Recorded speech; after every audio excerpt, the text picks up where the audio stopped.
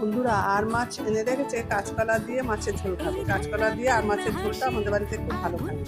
দেখুন তার কি অবস্থা হবে, এত গরমে যত তাড়াতাড়ি করছি তত দেরি হয়ে যাচ্ছে।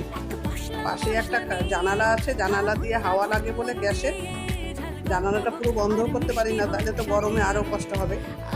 কাঠটা দিয়ে রাখি, সেই কাঠটা ধাক্কা লেগে কি অবস্থা হবে দেখুন সেটা।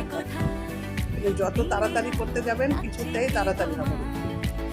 এই দেখুন কি হয়ে গেল, একেবারে। যাই হোক, আবার নতুন করে মশলা টসলা দিয়ে আবার ঝোল বাড়ালাম, সব পরিষ্কার করে নিলাম। এবার বসালাম পুঁই শাক। বিয়েবাড়ির অনুষ্ঠানে যে দুপুরবেলায় পুঁই শাক খাওয়ানো হয়, সেরকম করে পুঁই শাকটা করলাম। মাছের মাথা ছিল আর বেশ অনেকটা তেল ছিল, সাদা তেল। এত টেস্ট হয়েছে খেতে, রান্নাটা দেখলেই আপনারা বুঝবেন যে তরকারিটা টেস্ট হয়েছে। আগে আমার মা বলতেন, আগে দর্শনদারি তারপরে গুণ বিচারি। দেখতে যদি সুন্দর হয় খেতেও খুব ভালো হবে। আপনাদের বাড়িতেও এরকম ঝামেলা থাকে? কমেন্ট করে জানাবেন। আর বন্ধুরা, আমার ভিডিওটা একটু শেয়ার করবেন। ছেলে এই মাছ খাবে না, তার জন্য ডিম আর উচ্ছে ভাজা।